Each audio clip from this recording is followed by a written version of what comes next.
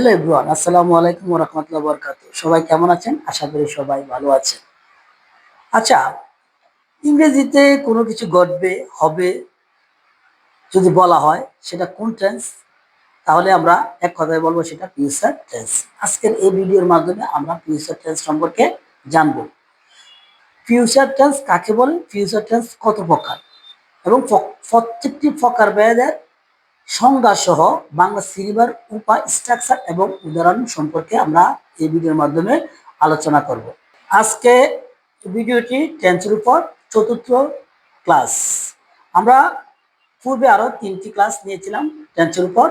আজকের ক্লাসটি সর্বশেষ ক্লাস, টেন্সের উপর সর্বশেষ ক্লাস। আমি পূর্বের যে 3টি ভিডিও দিয়েছিলাম তার লিঙ্ক আপ কমেন্টের মধ্যে দিয়ে দেব। আপনারা চাইলে সম্পূর্ণ ক্লাসটি দেখলে টেন্সের উপর একটা ভালো ধারণা চলে আসবে। ফিউচার টেন্স কি? যে সমস্ত বাক্য ভবিষ্যতে ঘটবে, ঘটতে থাকবে, চলতে থাকবে, হতে থাকবে ইত্যাদি বোঝালে তাকে ফিউচার টেন্স বলা হয়। যেমন আমি গান গাইব, সে নাচতে থাকবে, তারা বাড়ি যাবে ইত্যাদি। ফিউচার টেন্স 4 প্রকার। যেমন future indefinite, future continuous, future perfect, future perfect continuous. Future indefinite tense যে সমস্ত বাক্য দ্বারা কোনো কাজ ঘটবে বোঝালে তাকে ফিউচার ইনডিফিনিট টেন্স বলে। বাংলা চিনিবার উপায়। বাংলা ক্রিয়াপদের শেষে ব, বে, বেন ইত্যাদি থাকে। যেমন আমি কাজটি করব, তিনি এখানে আসবেন, সে বাড়ি যাবেন ইত্যাদি। স্ট্রাকচার অথবা গঠন। সাবজেক্ট প্লাস শ্যাল অথবা উইল প্লাস মূল ভার্বের বেস ফর্ম প্লাস অবজেক্ট অথবা কমপ্লিমেন্ট।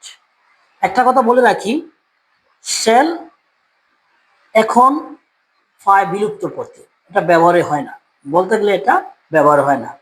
আমরা সাধারণত বর্তমানে উইল ব্যবহার করা হয়। তা আমরা গ্রামাটিক্যাল নিয়ম অনুযায়ী, রীতিনীতি অনুযায়ী আমরা শ্যালটা রেখেছি এখানে। বেশিরভাগই এখন আমরা শ্যাল ব্যবহার করি না, আমরা উইল ব্যবহার করি। For example, I will go to school. I will go to school, আমি বিদ্যালয় যাব, আমি বিদ্যালয় যাব। They will win the match, they will win the match, তারা ম্যাচটি জয়লাভ করবে, তারা ম্যাচটি জয়লাভ করবে। Number 2, future continuous tense. যে সমস্ত বাক্য দ্বারা কোনো কাজ চলতে থাকবে, ঘটতে থাকবে, অর্থাৎ চলমান থাকবে, সেই বাক্যটিকে বলা হয় future continuous tense. Future continuous tense কিভাবে চিনবেন? বাংলা ক্রিয়াপদের শেষে, বাংলা ক্রিয়াপদের শেষে তে থাকবে, তে থাকবো, তে থাকবেন ইত্যাদি থাকে। যেমন আমি কাজটি করতে থাকবো, সে বাড়ি যেতে থাকবে, সে ঘুমাতে থাকবে ইত্যাদি থাকে। স্ট্রাকচার অথবা গঠন।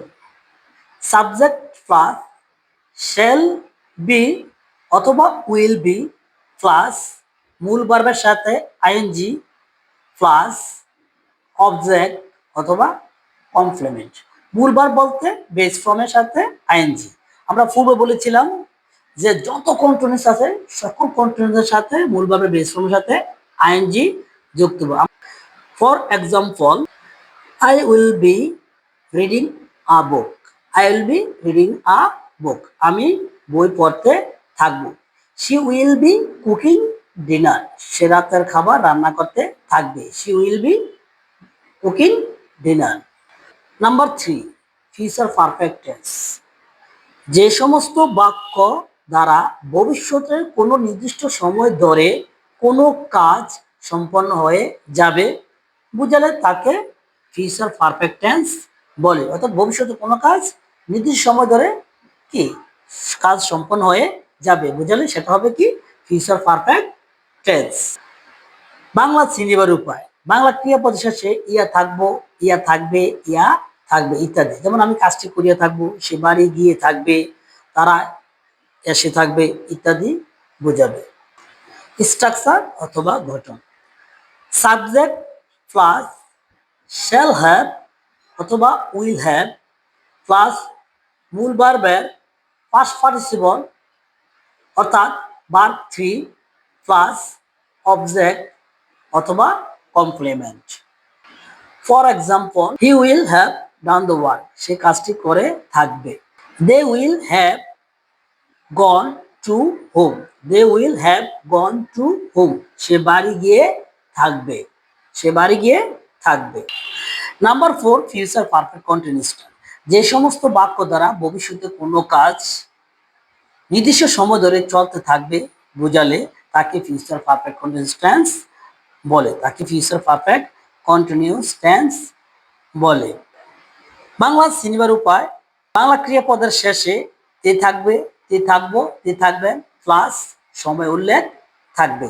যদি সময় উল্লেখ থাকে তাহলে সেটা future perfect continuous tense. Subject plus shall have been অথবা উইল হ্যাভ বিন প্লাস মূল ভার্বের সাথে আইএনজি প্লাস অবজেক্ট অথবা কমপ্লিমেন্ট প্লাস সিন্স অথবা for plus time. For example, I will have been reading a book for 2 hours. সর্বশেষ এটাই বলবো, যারা আমার প্রোফাইলে এখনো ফলো দেননি তারা অবশ্যই ফলো দিয়ে রাখবেন, আর যারা ফলো দিয়েছেন তাদের সকলকে ধন্যবাদ।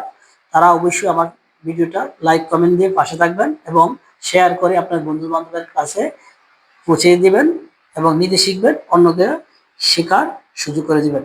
সবাই ভালো থাকবেন, সুস্থ থাকবেন, আল্লাহ হাফেজ।